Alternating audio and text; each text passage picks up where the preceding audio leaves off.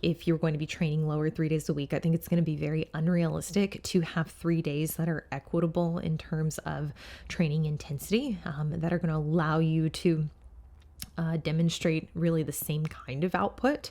And that's where I think like I've seen the biggest growth within my own training by recalibrating my expectations with that. So like when Jordan and I first started dating, I mean, like I, laid out my goals and I, kind of told him, here's what I'm doing, but I was already doing 3 lower sessions a week.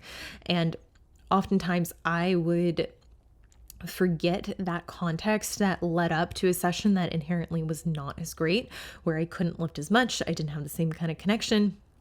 And it came down to like my expectations is like, I really wanted that session to be just as good as the session from 2 days ago. And it wasn't until I really started to make like big strides in strength on like that first and that last session of the week, the Monday and Friday. It wasn't until like those like really started to fry me that I was able to justify that legs B, that like middle workout of the week, being not as intense, being not as hard. And like, I hate like saying that because I can hear people being like, okay, so if it's not as intense, what does that mean? Like you're just doing a bunch of high volume?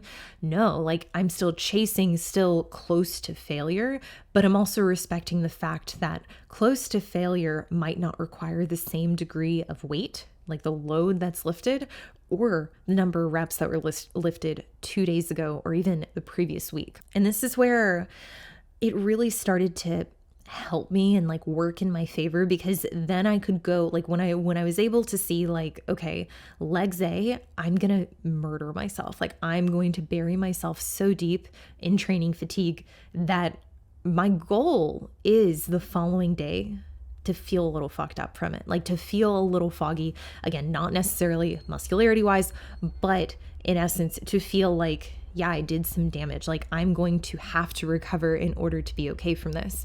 Now, that came with also accepting going into that legs B session. And it became seamless. Like the more repetitions, like the more, I guess, really the week cycles that I could get in, where I could see like, yep, every Tuesday after my legs A, I find that I really do feel like cognitively very foggy. Like I feel very fucked up from it.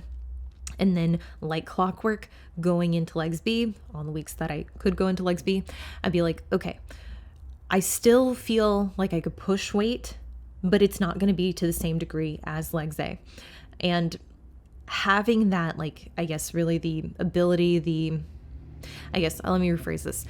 Being able to accept that instead of resist it, instead of fight it, instead of like judge that like, hey, that might be a lesser session, really allowed me to have better sessions midweek. And ultimately, by the time I got to leg C, by the time I got to my Friday session, I would go into those and be like, okay, well, you haven't had like a really hard lower session in 4 days at this point. So there's no reason you shouldn't be recovered, because that legs B, that was like, yes, you still did movement and it still was taxing, but not to the same degree as legs A. So going into our leg C, it's like, I want to need that Saturday and Sunday completely off. Like that's my goal. And that's like kind of been the thing that Jordan and I, like we've, capitalized on, because like his programming like very much encompasses his Monday and Friday sessions, which I believe that's always been the case for him.